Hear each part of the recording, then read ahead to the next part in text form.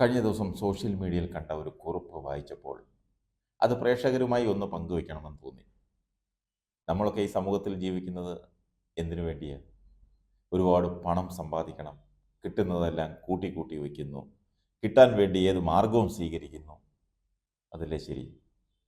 ഇങ്ങനെ പണത്തിൻ്റെ പുറകെ പോകുന്നവർക്ക് സമാധാനമുണ്ടോ? ചിന്തിക്കേണ്ട കാര്യമാണ്. നമ്മുടെ ജീവിതത്തിൽ പ്രധാനം സമ്പത്തല്ല, സമാധാനമാണ്. ആ കുറിപ്പിൽ പറയുന്നത് ഒരു പ്രഭാഷകന്റെ പ്രസംഗമാണ്.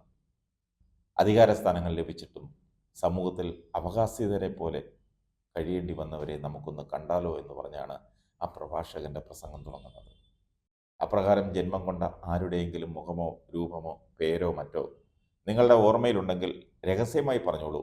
അവരുടെ പേരൊന്നും ഉച്ചത്തിൽ പറയണ്ട. കാരണം ശവത്തിൽ കുത്തരുതെന്നല്ലേ പറയാറുള്ളത്.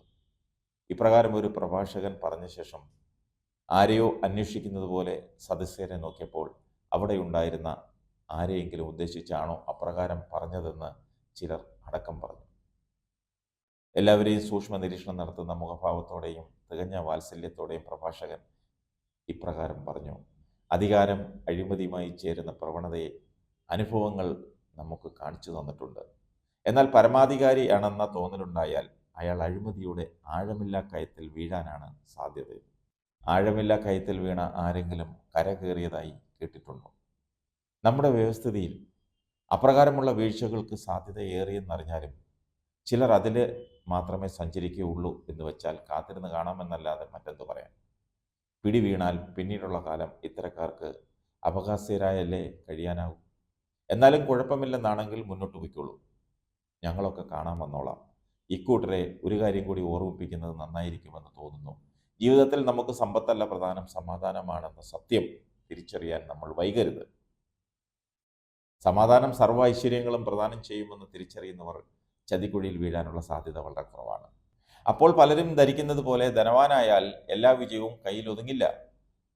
മിഠായിക്കായി കരഞ്ഞുകൊണ്ടിരിക്കുന്ന ഒരു കുട്ടിയോട് വാത്സല്യം തോന്നിയ വഴിപോക്കൻ ഒരു മിഠായി അവന് നൽകി. കുട്ടിക്ക് വലിയ സന്തോഷമായി. ഇത് കണ്ട് വഴിയെ വന്നവരൊക്കെ അവന് മിഠായി കൊടുക്കാൻ തുടങ്ങി. ഇരു കൈകളിലും മിഠായി പൊതികൾ നിറഞ്ഞപ്പോൾ പോക്കറ്റുകളിൽ അവൻ ശേഖരിച്ചു. പോക്കറ്റുകൾ നിറഞ്ഞപ്പോൾ മിഠായി പൊതികൾ തറയിലിടാൻ തുടങ്ങി.